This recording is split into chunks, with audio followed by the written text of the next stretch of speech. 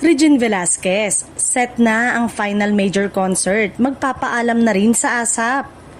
Usap-usapan ngayon ang naging pahayag ni Asia Songbird na si Regine Velasquez matapos niyang amining handa na siyang magbigay daan sa mas batang henerasyon ng mga singer sa industriya. Ayon kay Regine, dumating na rin siya sa punto ng kanyang karir na nais na niyang bawasan ang pressure at responsibilidad na kaakibat ng pagiging isa sa pinakamalalaking pangalan sa showbiz. Nilinaw naman ng singer na hindi nangangahulugan ng tuluyang pamamaalam ang salitang retirement.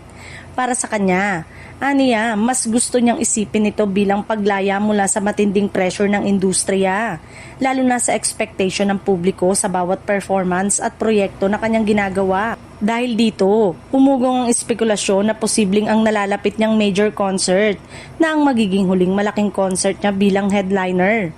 Marami ang nalungkot ngunit may ilan ding nagsabing karapat-dapat lamang kay Regine ang magkaroon ng mas tahimik at masayang phase ng kanyang buhay matapos ang dekadang pamamayagpag sa industriya.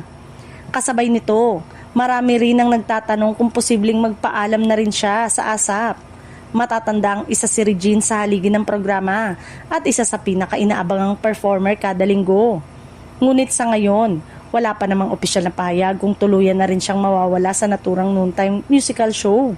Sa ngayon, nananatiling buo ang suporta ng kanyang fans, anuman ang kanyang naging desisyon. Para sa marami, hindi man siya laging mapapanood sa malalaking concert o lingguhang performances.